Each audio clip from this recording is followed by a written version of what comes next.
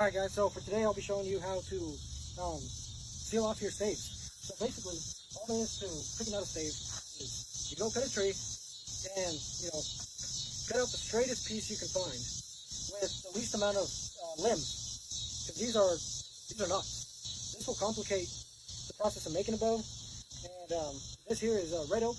This is not the ideal bow wood. This is probably not what you're out looking for if you're looking for a bow. But I'm just doing this just for my little cousins, and they're kids, so these bows are going to be pulling 20 pounds at tops. So I'm not really worried about performance on these particular bows. But if you're making a bow for yourself, this is not the ideal bow wood. But this is what we had today, and this is what we'll be using, and I'll be showing you. So basically, this was a tree. I picked out 3 of the straightest pieces I could find, and now I'll be sealing them off. And I like to use Tight Bond 30 wood glue, and I'll just rub some on there.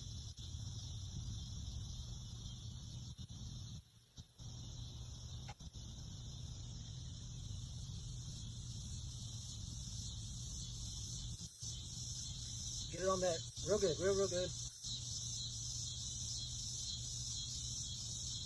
That's all there is to it. That's literally all there is to it.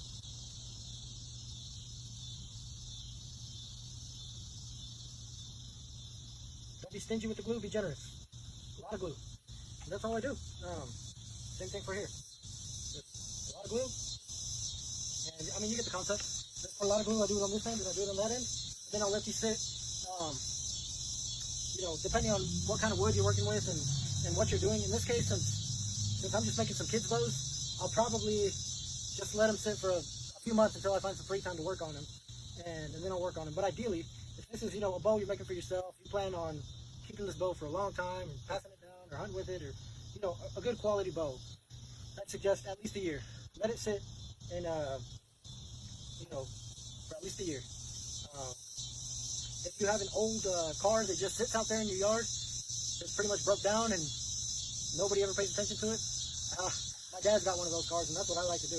I like to just set my bow staves in there, and I just let them sit in that car all year. And then sometimes I'll let them sit there longer. There's nothing wrong with letting them sit there longer. If you're gonna rush, give it a year. There's also fire hardening and other options. We'll eventually get to that, and I'll show you how we go about that too. But, yes, sir.